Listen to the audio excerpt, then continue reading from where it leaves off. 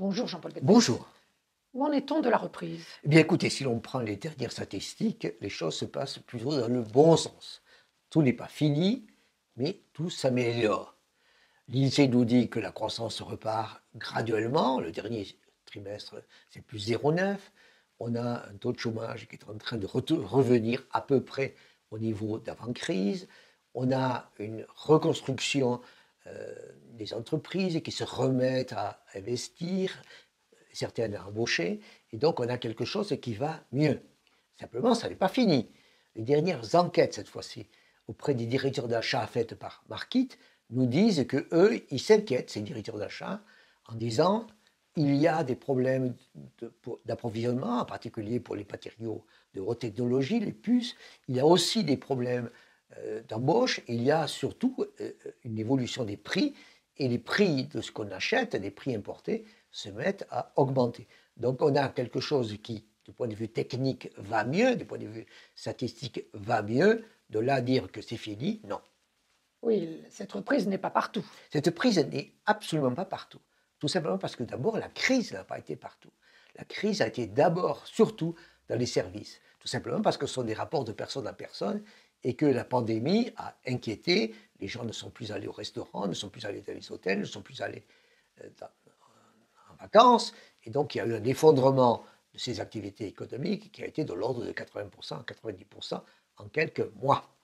Et ceci est en train de remonter, mais évidemment, il n'y a pas de magie là-dedans, ça prendra du temps.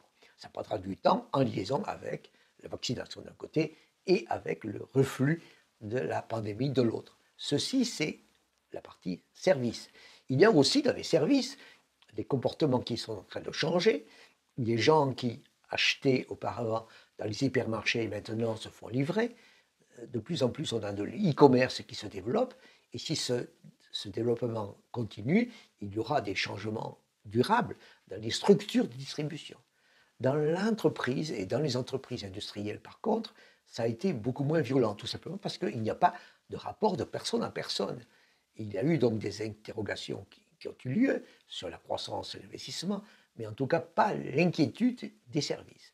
C'est pour ça qu'on voit bien qu'à l'heure actuelle, l'industrie est remontée et pratiquement au niveau qu'elle avait auparavant. Donc on a bien une activité économique en quelque sorte à deux vitesses. Les services qui vont à peu près mieux, mais ça n'est pas le cas, mais ça n'est pas entièrement fini.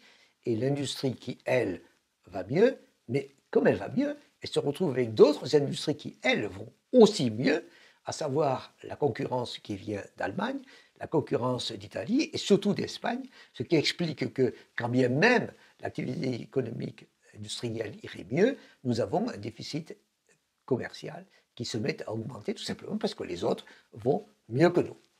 Merci Jean-Paul Betbès. Bonjour, bienvenue sur la chaîne Betbès, où chaque jeudi, en quelques minutes, je vous parle de mes sentiments sur la situation économique, sociale en France et ailleurs.